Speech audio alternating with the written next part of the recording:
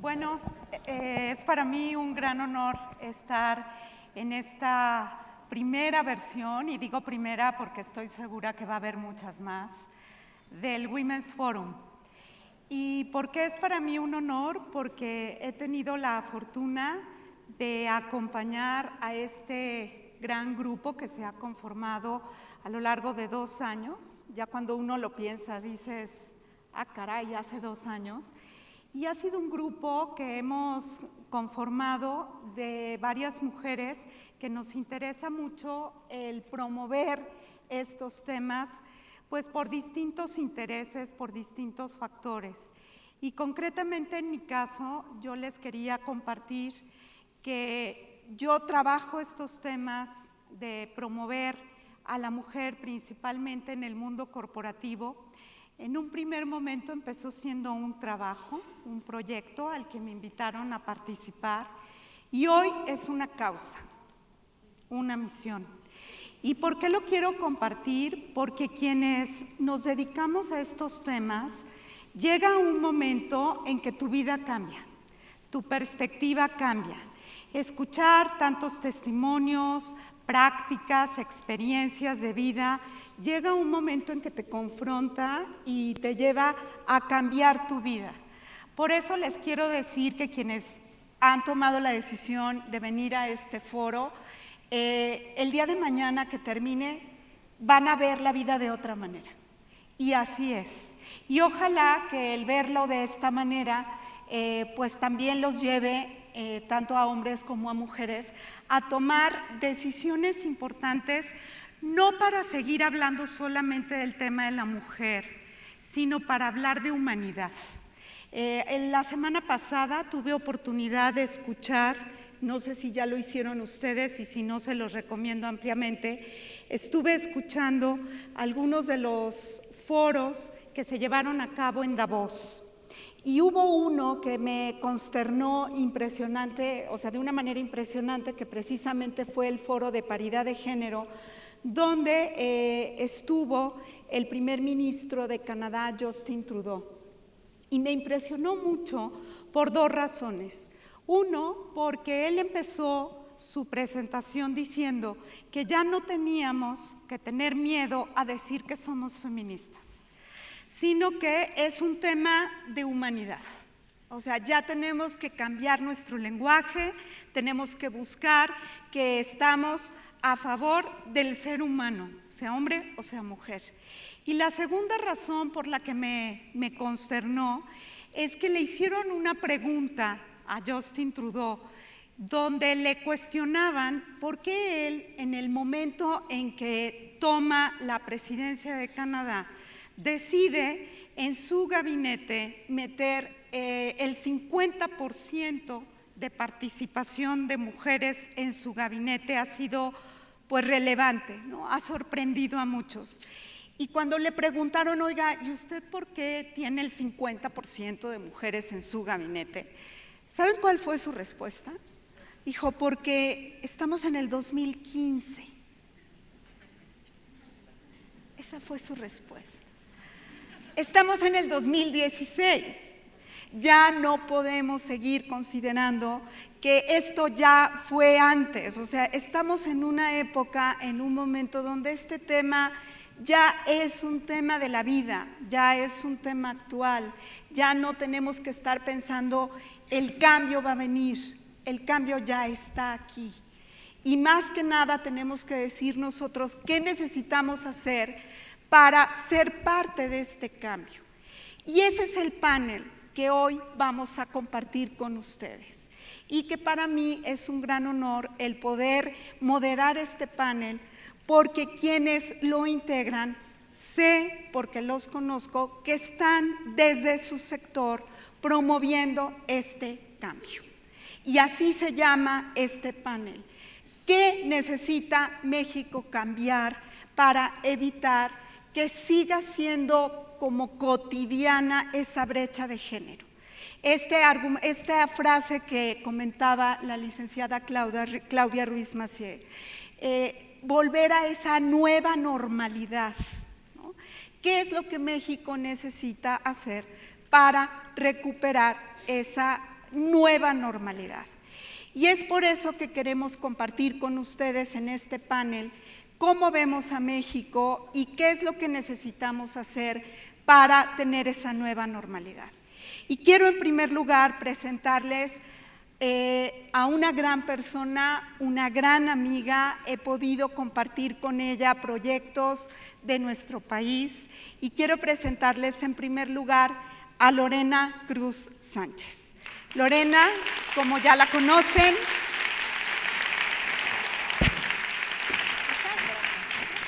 presidenta del Instituto Nacional de las Mujeres y con un gran compromiso para promover precisamente la participación de la mujer en distintos sectores de la sociedad.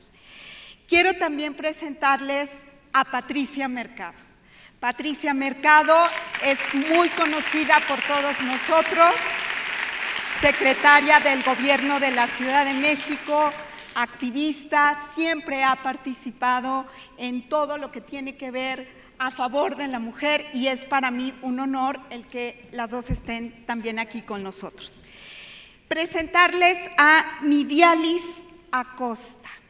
Nidialis Acosta viene desde Cuba. O sea que merece un doble aplauso, desde Cuba. Y Nidialis, déjenme platicarles algo, tiene un negocio interesantísimo que yo estoy segura que quizá quienes han ido a La Habana han comprado o han hecho uso de este negocio. Y ella se dedica a arreglar automóviles clásicos de los años 50 que son usados por los turistas que visitan La Habana. Ese es el negocio de Nidialis. Y creo que su visión como emprendedora, como empresaria y además cubana nos va a enriquecer mucho para ver y poder aprender qué es lo que ha hecho la mujer cubana para crecer y generar este tipo de negocios. Y presentarles a un gran aliado para estos temas, Luis Rubio. Luis Rubio, un gran escritor, un gran estudioso de temas políticos, económicos, presidente del SIDAC, y que para mí también es un honor poder compartir con él este panel, porque pues él tiene una gran experiencia en torno también a estos temas. Pues bueno, bienvenidos, me da muchísimo gusto estar aquí con ustedes. Y bueno, como ya lo comentamos, el tema sobre el que vamos a discutir es ¿qué necesita cambiar México para evitar esta brecha de género que todavía seguimos palpando a pesar de que tenemos prácticas, acciones muy concretas, pero donde todavía vemos que el ritmo de esta brecha no corresponde con toda una serie de iniciativas y de cambios estructurales que todos estamos tratando de llevar a cabo. Y mi primera pregunta es, ¿cuáles consideran desde el sector al que ustedes pertenecen que son esos puntos de inflexión que siguen influyendo en su sector para que siga dándose esta brecha de género? No sé, ¿quién quiere empezar? Lore, ¿te gustaría empezar? Muchas gracias, muy buenas tardes a todas y todos. Bueno, mira, me voy a ir en dos puntos importantes. Uno es el tema de las niñas y el tema de las mujeres. Actualmente ya logramos la paridad en el tema educativo con las niñas en el nivel básico. Ahora uno de los grandes retos que tenemos es que las niñas sigan estudiando tanto la secundaria como la preparatoria y obviamente, bueno, terminan la licenciatura, en donde tenemos que apostar mucho por la educación.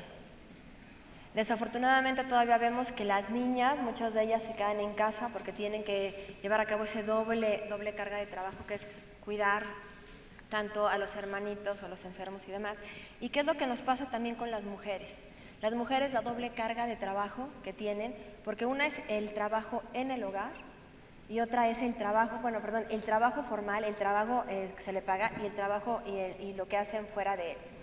Decimos que las mujeres vivimos cansadas, las mujeres ya no tenemos tiempo de seguir preparándonos, inclusive obviamente de descansar, dormimos menos. cuando tenemos esta doble o triple carga de trabajo. Entonces tenemos que trabajar mucho en el tema de la corresponsabilidad. Este tema del trabajo no nada más es de las mujeres, tenemos que ser corresponsables el gobierno, la sociedad, las empresas. Entonces no podemos pensar en un país desarrollado si no creamos esa infraestructura para que las mujeres se puedan incorporar a este mercado laboral. Muy bien, Lore, muchas gracias. Patricia. Pues mira, creo que, bueno, también las saludo, te saludo Luis y a todas.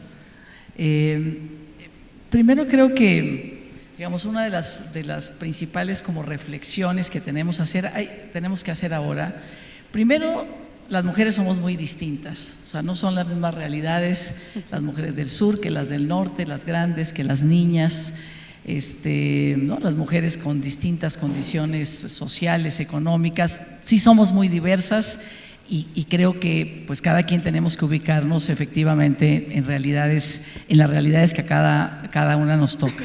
Sin embargo, hay como, digamos, temas que nos atraviesan a todas. Las mujeres seguimos teniendo en México la responsabilidad, las más ricas, las más pobres, las jóvenes y las no tan jóvenes, la responsabilidad de los trabajos y de las tareas del cuidado de los vulnerables, de las niñas, de los niños, de los enfermos, de las personas con discapacidad, de las personas adultas mayores.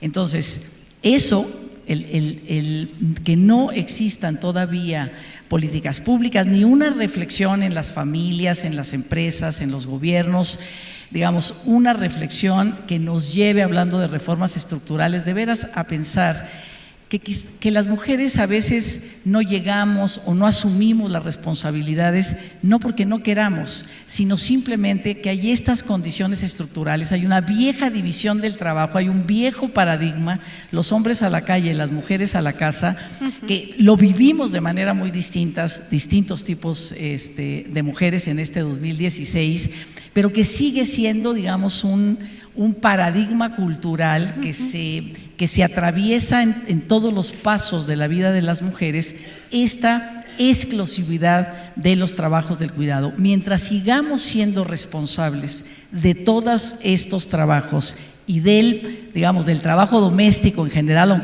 aunque algunas podamos pagar a otras mujeres a veces mejor y a veces peor para que realicen estos trabajos de cuidado o trabajo doméstico, finalmente seguimos siendo responsables. Mientras eso exista, pues se nos pueden abrir muchas oportunidades en las empresas, en los gobiernos, pero ¿cómo alcanzamos si efectivamente pues no nos alcanza el tiempo, no nos alcanza la posibilidad? Incluso para formarnos más, para generar mayor conocimiento.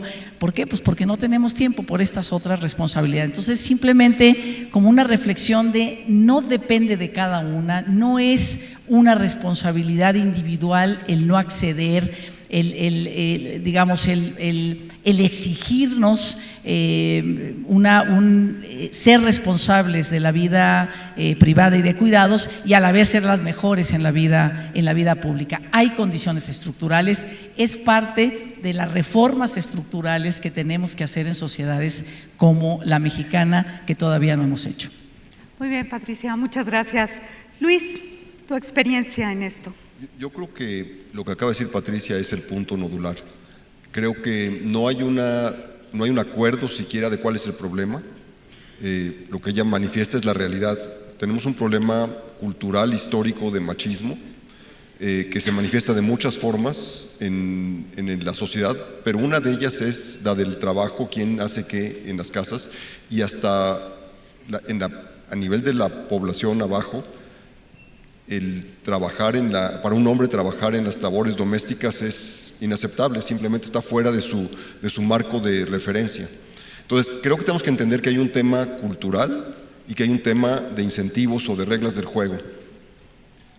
La legislación puede decir una cosa, pero la realidad es que hay reglas que establecen los roles y los establecen de manera permanente. Y esto se puede observar en algunas escuelas europeas, americanas en México, que desde chiquitos cambian las maneras de ser y enseñan a los niños a ser diferentes, y se muestra que la realidad más adelante es totalmente otra. Si los niños desde chicos aprenden una manera de ser diferente y entonces pueden ser distintos, quiere decir que no es un marco que impide que se pueda funcionar bien. Entonces, me parece que lo fundamental es partir del principio de que tenemos un problema básico, no nada más de cultura, y la cultura es muy difícil de cambiar, a menos de que empiece desde niños, y segundo, de que tenemos reglas del juego en la manera como funcionan las cosas. No hay cosa más terrible que una mujer violada, en la cual se convierte inmediatamente ella en la culpable del problema. No nada más tenemos problemas de impunidad en el Poder Judicial, pero en el caso de las mujeres son 1000 veces peor, porque llegan como ya siendo culpables antes de siquiera saber cuál fue el tema. Entonces creo que ahí tenemos una evidencia patente de la naturaleza del problema. Tendríamos que enfocarlo tanto por el lado de los incentivos como por el lado de la cultura, y tiene que ser al mismo tiempo. Muy bien. Nidia, ¿cómo ves en este sentido a Cuba? Bueno, primero que nada, déjame agradecerles en nombre de toda la delegación cubana el que nos hayan invitado y el poder estar aquí compartiendo con tantas mujeres y hombres maravillosos. Realmente en Cuba la situación no dista mucho de la situación que viven las mujeres en México. En Cuba realmente nosotros somos afortunadas, todas las mujeres son afortunadas, porque tenemos el apoyo de la Federación de Mujeres y el apoyo del Estado y el apoyo del gobierno para favorecer la situación y disminuir un poco lo que es la diferencia entre hombres y mujeres. Tenemos acceso a la educación, tenemos acceso a la salud, al trabajo remunerado en iguales condiciones. Hombres y mujeres tienen sus mismos salarios. En Cuba las mujeres son dueñas de sus cuerpos, pueden decidir en qué momento tienen sus hijos y la cantidad de hijos que tienen, que esto es algo que afecta mucho, porque aunque ser madre es una bendición, no deja de ser una carga económica que tiene que enfrentar la mujer. En Cuba los hombres, te sorprendería mucho que te dijera que, por ejemplo, los hombres pueden pedir sus licencias para cuidar a sus niños pequeños o cuidar a sus familiares enfermos, pero aunque tengamos todo el apoyo del Estado, todo el apoyo de estas instituciones legalmente, vemos en la práctica que todavía existen esas diferencias. Cuando, por ejemplo, vas a las reuniones de padres y ves en las aulas prácticamente mujeres y madres de los hijos. Cuando vas a las consultas y dentro de esas consultas quienes acompañan a sus hijos son las madres y no son los hombres los que tienen que faltar a sus trabajos y a sus puestos de trabajo para enfrentar esta situación. Entonces yo digo, ¿dónde está escrito que tienen que ser las mujeres las que se encarguen de las tareas domésticas, de la educación de los hijos? Si somos nosotras mismas y es sobre nuestras espaldas, sobre las que recae la educación de nuestros hijos, está en nuestras manos, pienso yo, mostrar un modelo diferente a lo que hemos venido viendo de generaciones anteriores, porque no nacemos hombres y mujeres, nos formamos hombres y mujeres en dependencia del entorno en que nos criamos y en dependencia de la sociedad en la que vivimos. Entonces, en Cuba eso lo tenemos garantizado, pero todavía falta trabajar mucho desde la base, desde la familia, desde el núcleo de nuestra familia, desde el entorno más íntimo que nos rodea. Es lo que pienso al respecto. Bien, muy bien. Y bueno, creo que todos han tocado un punto que es clave y es un gran reto que tenemos como países latinoamericanos, centroamericanos, en el caso de ustedes, y es cómo logramos transformar ese paradigma, ese rol histórico que de alguna manera hemos heredado, ¿no? Y que también hay que reconocerlo.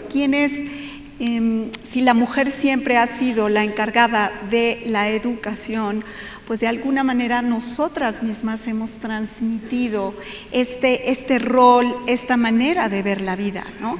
Esto nos lleva a que a quien principalmente tenemos que buscar cambiar también desde el punto de vista educativo, pues es a la mujer, ¿no? Descubrirle este otro rol, este otro panorama, y que tiene que ver al hombre más como un aliado, ya lo comentábamos en la sesión anterior.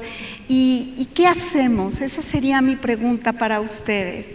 ¿Ustedes qué proponen? ¿Cuál sería la ruta a seguir? Pero ya para que haya acciones concretas, para que este cambio de paradigma vaya al ritmo de lo que nuestro país también necesita. ¿Qué propondrían ustedes? Mira, por las experiencias que he tenido, es cierto que tenemos que trabajar de la mano gobierno, sociedad. En la escuela debemos de trabajar por acabar con esos estereotipos que definen niño y niña. simplemente les pongo un ejemplo, en la escuela de mi hija es, los niños tienen que venir así, y las niñas, que el equipo de fútbol de los niños, y las niñas, que nada más a las niñas les toca ballet. Entonces, es trabajar desde una educación incluyente, desde una educación que a los niños vayan creciendo, los vean, se vean entre ellos como pares, que no hay una diferencia, la única diferencia es física, pero la diferencia intelectual no existe en la escuela. Y también en casa lo mismo, con los ejemplos. Todavía existen familias en que la hermana le sirve al hermano, la hermana le sirve o la niña le sirve al papá y demás. Entonces también como familia a veces estamos contribuyendo a esa diferencia. Entonces, ir de la mano para poder acabar con esos roles y, como hace rato lo dijo la canciller, normalizar el trabajo, normalizar las capacidades, los talentos de las mujeres. Y sobre todo también incluir a los hombres. También se ha dicho y se ha discutido, este no es un problema de las mujeres, este es un problema como país, es un problema a nivel internacional. Si los hombres no se involucran, si los mismos papás no ayudan a las mamás o quien sea jefe o jefa de familia no asume esa responsabilidad de educar también a los ciudadanos, poco podríamos hacer. Muy bien, Lore. Gracias. Patricia. Yo creo que necesitamos un nuevo pacto, creo que estamos construyendo un nuevo pacto. Yo creo que en este momento los hombres, los varones, están molestos. Hay como una reacción machista muy fuerte. Creo que la movilización que se hizo de mujeres este domingo pasado es en todo el país, es eso, hay una reacción machista. Nosotros en la Ciudad de México, verdaderamente al año 180,000 tocamientos, o sea, meter la mano, ¿no? Tocar a las mujeres sin que ellas lo quieran, el acoso, 180,000 tocamientos, 300 nada más son denunciados. Y creo que esta violencia, ese acoso en el día a día, tiene que ver con una nueva realidad al interior de las familias, de las mujeres y los hombres, que no estamos terminando de entender y de elaborar ese nuevo pacto de género entre las mujeres y los hombres, y un nuevo pacto que efectivamente el Estado y sus instituciones tienen que ayudar. No puede ser un nuevo pacto individual al interior de los hogares, porque eso también está trayendo mucha violencia. Es un nuevo pacto que tenemos que construir desde las instituciones, desde los gobiernos, desde las empresas y por supuesto desde las familias, desde muy pequeños cambios, pero creo que, es decir, a veces todavía se sigue pensando de cursos de capacitación y sensibilización para que todo el mundo tal, no, ¿sabes qué? Ya sensibilizados o no, hay un marco democrático, legislativo, de una sociedad que se reconoce a sí misma como una sociedad de derechos y libertades, como es la mexicana. No los tendremos todos ni los tendremos de la mejor manera, pero somos una sociedad que va caminando en el reconocimiento de derechos y libertades. Entonces, ya no es solamente la simulación de la capacitación o la sensibilización, sino realmente como medidas muy en el día a día, medidas de acción afirmativa, esto que nos enseña la Convención contra todas las formas de discriminación de las mujeres, que México está obligado, estas acciones afirmativas que son estas medidas, temporales, pero que se meten en medio de las inercias, de las respuestas fáciles para acelerar los procesos de respeto y de reconocimiento y de igualdad. Entonces, desde cuestiones muy en la vida cotidiana, pero también, en las instituciones. Yo creo que efectivamente una política cultural que rompa esto, una política educativa. Tenemos un problema de embarazo adolescente enorme. ¿Por qué tenemos un problema de embarazo adolescente a estas alturas? Porque seguimos en este viejo paradigma que vivir una sexualidad activa, una mujer que viva una sexualidad activa, una mujer que salga de la bolsa y su mamá y su papá le digan, mijita, llevas el condón, no quiero que se te ofrezca, pero no quiero que te embaraces. Pues claro que nadie se lo va a decir. Entonces ahí va la chiquilla sola, ¿verdad?, a la fiesta, viviendo una sexualidad activa, y las dejamos solas, indefensas, frente a algo que se está viviendo, digamos, en las nuevas generaciones, donde la sexualidad, pues para nosotras sí la vivimos de manera distinta, pero para estas nuevas generaciones no, y entonces se embarazan, porque la manera de tener una relación sexual y no pensar de mí misma que soy una, no quiero decir la palabra, ¿verdad?, me embaracé. Entonces es vivir la sexualidad todavía prohibida para las mujeres, cuando tenemos a los hombres midiendo su masculinidad precisamente por el ritmo de su sexualidad. Y bueno, ya no hay zonas de tolerancia, afortunadamente, o sea, las viven con nuestras hijas, o sea, las viven con esas chicas adolescentes que van muy desarmadas, pensando que, bueno, pues que las cosas siguen igual, ¿no? Entonces sí tenemos que trabajar. Ahora yo leí un artículo, decían, la Ciudad de México y el gobierno, después de la marcha del sábado, amanecieron 1,200 policías en el metro y tal, qué barbaridad, eso es un horror, no entendieron nada. Yo decía, bueno, está bien, o sea, nos pidieron seguridad en el metro, vamos a tener seguridad en el metro, pero efectivamente es un tema de un cambio cultural, de un nuevo pacto, de una reforma estructural que haga un nuevo pacto entre los hombres y las mujeres a favor de la igualdad. Muy bien, Patricia, gracias. Luis. Yo creo que lo que hay que cambiar más que las leyes son las prácticas, y creo que la única manera de hacerlo, sí, las leyes tienen que cambiarse, pero en este país las leyes y la práctica no tienen nada que ver con mucha frecuencia.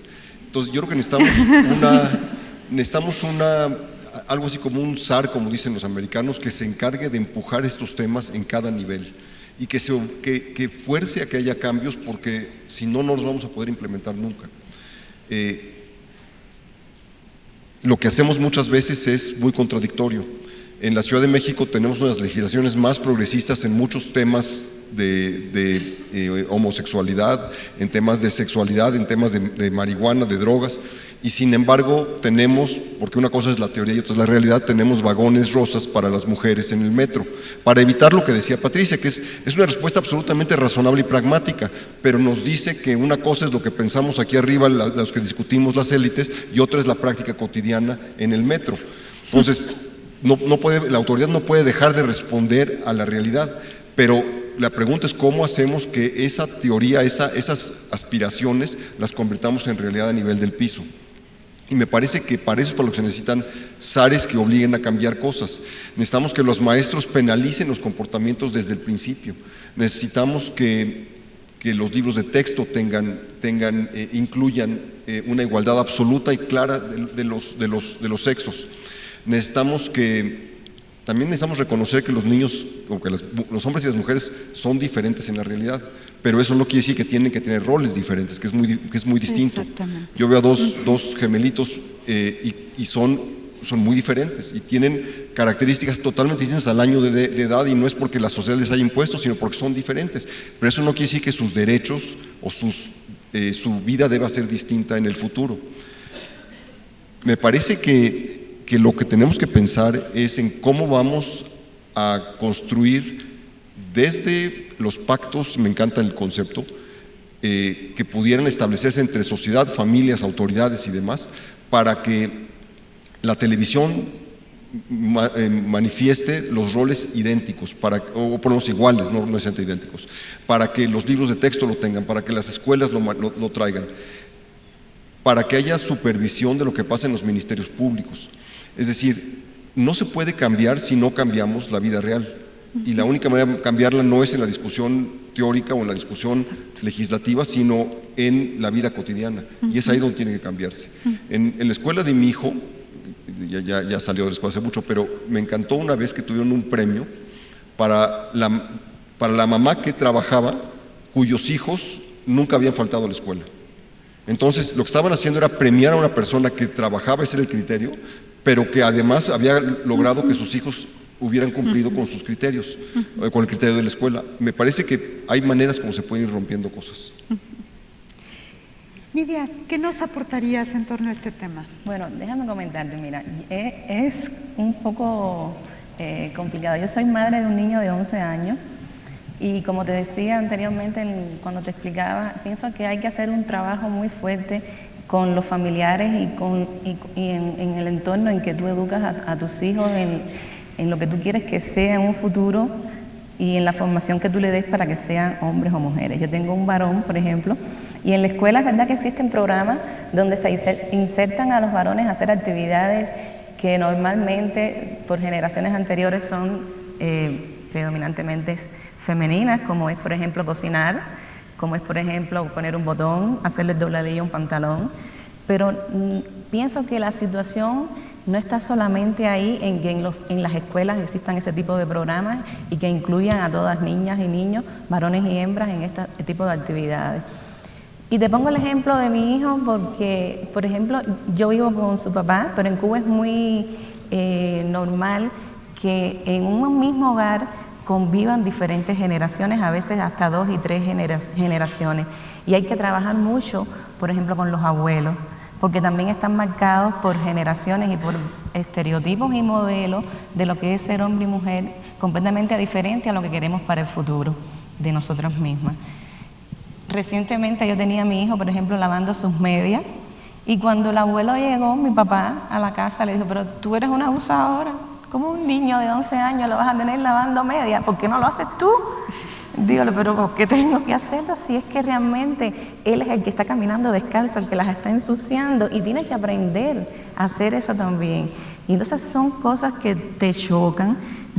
Él no vive con sus abuelos, vive solamente conmigo y con su papá, y es algo que yo soy afortunada en ese sentido, pero sé que en muchas familias pasa que están marcados, ya te decía, por esos patrones de actividades que tienen que realizar niños y niñas y que de alguna manera deben ser cambiados, no solamente porque esté legislado así, porque existe un apoyo por parte de otras instituciones para que eso suceda, y no solamente en las escuelas, sino también dentro del propio hogar.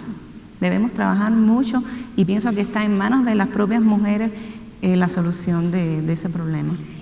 Y de los hombres también. Sí, también, muy importante. Muy importante. Y dicho esto, ya que nos compartes esta experiencia personal, a mí me gustaría preguntarles a ustedes, ¿cuál fue la experiencia personal que los llevó a trabajar estos temas? ¿Por qué apuestan por estos temas? ¿Por qué están comprometidos con este tema?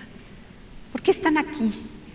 Es algo que a mí siempre me cuestiona, ¿no? Porque yo creo que en la medida en que vinculamos nuestro compromiso con una realidad y con una experiencia, pues ese compromiso se llevará a cabo, ¿no? Y habrá mejores resultados. ¿Qué los compromete a estar aquí? No sé quién quiere empezar, Lorena. Mira, será que siempre desde chiquita algo que me inculcaron en la casa fue, tienes que ser agradecida, dar más de lo que la gente espera de ti y retribuir un poco en lo que tu familia o tu país te da. Fíjate que yo trabajé en un DIF, en la preparatoria daba clases en un DIF y después tuve la fortuna de ser la directora general del DIF en mi estado. Perdón, ¿ya? ¿Ahora sí? Sí. A ver, ahí se escucha, ya. Perdón, les comentaba que desde la prepa yo trabajaba en un DIF y luego tuve la fortuna de ser directora general del DIF de mi estado. Y uno de los temas que más me preocupaban eran los albergues de los niños y de las niñas abandonados. Y un día, recién que había llegado, recibí a 2 chiquitos con muestras de violencia física y fue porque la mamá los había maltratado. Entonces siempre te vas en contra de la mujer, maldita mujer que hizo, madre desconsiderada y demás. Pero cuando empiezas a ver la historia de la mamá, de cómo vivía en un medio también de violencia, que fue una mujer abusada, una mujer abandonada, entonces vas entendiendo ciertas cosas y que al final del día, bueno, ella se desquitó con los niños. Y dices, si alguien hubiera estado cerca de esta mujer, si le hubiera tendido la mano, desde que la hubiera escuchado, inclusive la hubiera abrazado, en cierto momento su vida hubiera sido diferente y también hubiera sido diferente la vida de su hija y de su hijo. Entonces ahí es cuando dices, ¿dónde estamos como gobierno? ¿Dónde estamos como sociedad? Que nadie se dio cuenta de la situación de esta mujer y de sus hijos. Y ahí es cuando dices, cuando estamos yo creo que en estos puestos, en estos niveles que son muy afortunados, de mujeres que pudimos estudiar, de mujeres que tuvimos una familia que nos apoyó, que nos ayudó a estar exactamente aquí, es cuando decimos, tenemos que hacer algo por los demás.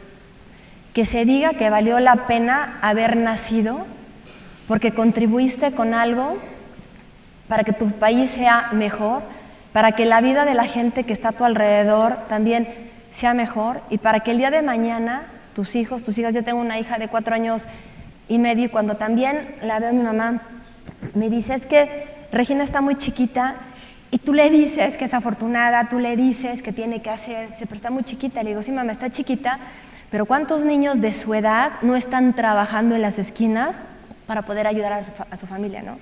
¿Cuántos niñas o niños de su edad son víctimas de violencia, de trata? Entonces ella desde chiquita tiene que estar consciente de lo afortunada que es y que algún día ella tiene que hacer algo por su país.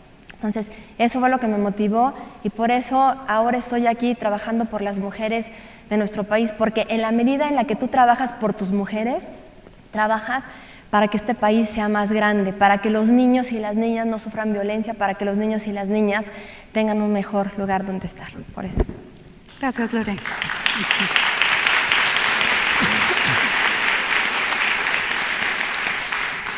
Patricia.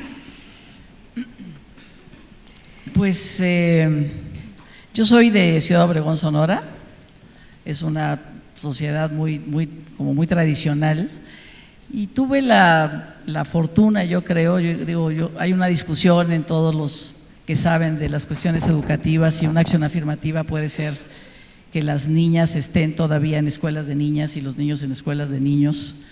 Es una discusión, pero yo estuve siempre en escuela de niñas, ¿no? Primaria, secundaria, preparatoria, con otras mujeres, con otras niñas, por lo tanto…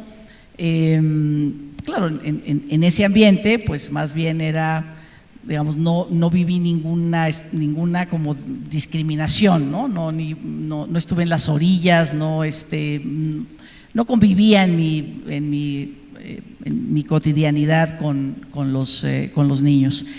Y también creo que, y por eso me parece muy importante un foro como este, porque sí creo que los símbolos son muy importantes.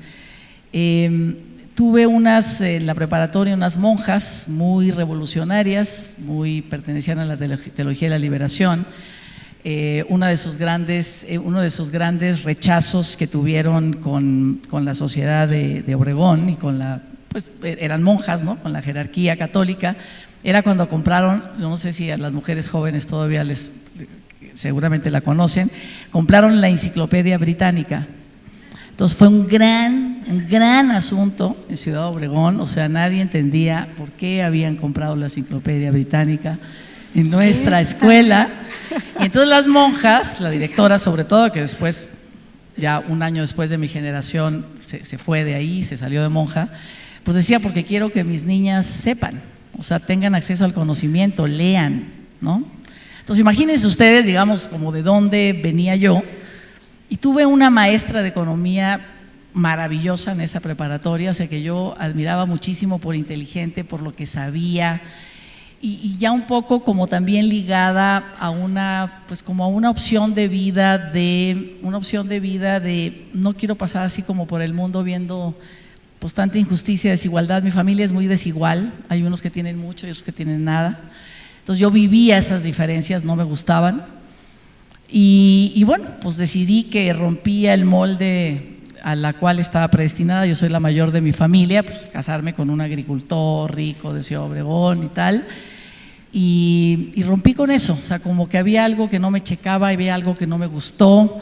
Discutí mucho con mi madre que bueno, pues que no iba a ser monja, pero que no me iba a casar nunca y que el amor al prójimo y todo lo que ustedes quieran. Y bueno, al final descubrí que no necesitaba tanto, o sea, no necesitaba ser misionera en ese sentido, sino simplemente pues romper ese molde y el estudiar una profesión. Yo terminé la preparatoria y terminé la secundaria y tomé un curso de esta mecanografía para ser secretaria mientras me casaba. Y bueno, en ese pues pasaron cosas que le abrieron los ojos a mi madre de que yo era inteligente, de que había que seguir estudiando y en toda la preparatoria, en fin. Entonces rompía y había algo como que no me checaba muy bien con estos novios que yo tenía, con esta cosa en Obregón. Y dije, no, yo me voy a estudiar, es otra la vida que quiero tomar. Y bueno, decidí meterme a la agenda de las mujeres porque en algún momento dije, bueno, yo en toda esta cosa de la justicia, pues ¿qué me toca? Entonces yo trabajo y me mantengo desde los 18 años, 19 años. Entonces dije, bueno, me toca, soy una familia de trabajadores, yo soy, a pesar de sus ínfulas de mi madre, ¿verdad? Pero somos una familia de trabajadores. Y entonces dije, soy trabajadora, soy una mujer. Cuando llegué a México me enteré de toda la agenda feminista, dije, esto es lo mío. Y empecé, digamos, el tema de… Entendí entonces qué me estaba pasando, que no era una cosa individual, sino una cosa más colectiva, cultural, ¿no? Me metí a un grupo feminista en la universidad y opté por la lucha sindical. O sea, soy trabajadora, trabajo por mis derechos, los derechos de las mujeres trabajadoras y así, ¿no? Como que, bueno, mi experiencia es, si no me pasan las cosas por el cuerpo, no las siento, no las puedo vivir, no las puedo aprender y en ese sentido, pues… ahí ya me quedé, o sea, esa es mi causa, esa es mi lucha fundante y desde ahí pues me he vinculado a las luchas democráticas y a todos los entramados a favor de una mayor justicia e igualdad. Gracias, Patricia.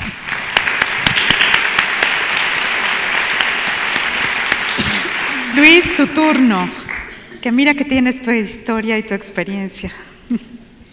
Yo estudié en una escuela secundaria y preparatoria a 2 cuadras de aquí, donde los maestros, prácticamente todos, eran refugiados españoles, eran republicanos, muy militantes muchos de ellos, y entonces los temas de la desigualdad, los temas de la participación, los temas de la democracia, los temas de la igualdad eran temas de todos los días. Cotidianos. Y al mismo tiempo eran maestros excepcionales, eran personas que tuvieron que irse de España, pero que eran maestros, esa era su vocación, y extremadamente bien formados. Entonces, no tiene que ver con esto, pero yo no viví la educación tradicional mexicana porque viví una educación española en la práctica. Entonces, salí de ese contexto que chocaba con lo que había en mi casa, que chocaba con las prácticas comunes que había a mi alrededor. A mi papá le preocupaba enormemente de qué iba yo a vivir. Pero cuando realmente me hice un cambio importante, yo traía ese contexto siempre, pero cuando lo que hizo un cambio importante fue algo menos de decisión personal como los que acabamos de escuchar, sino fue ver una película. La película es Sarafina, es una película de Whoopi Goldberg, Sarafina. Ella es en esta película una sirvienta en una casa sudafricana de blancos, y la impresión que me quedó desde que empezó la película es que si fuera en blanco y negro esa película sería México, porque lo que hacía dramáticas las distancias entre los blancos y los negros en Sudáfrica, en esa película, era el hecho de que eran de colores distintos. Pero si le poníamos colores a México, es decir, si no fueran más o menos unos colores semejantes en México, una menor contraste entre unos y otros, sería exactamente la misma discriminación, sería exactamente la misma desigualdad, sería exactamente los mismos contrastes entre ricos y pobres, entre sumisión y dominio, dominación. Y es algo que si ustedes algún día se ponen a ver en los lugares donde mexicanos ricos van a trabajar, van de vacaciones en Estados Unidos, es fascinante observar hoy en día cómo los mexicanos que trabajan ahí, migrantes que trabajan allá, hablan como americanos en el sentido de iguales entre unos y otros, pero cuando llegan los mexicanos les hablan de tú y exigen que les hablen de usted de regreso. Ahí es cuando hace patente cómo se transmina, cómo se transfieren las prácticas de México hacia allá. Entonces es un tema no estrictamente y no únicamente de mujeres, es un tema más amplio de desigualdad de género y desigualdad, punto. Muy bien, Luis. Nidia, ¿quisieras aportarnos algo?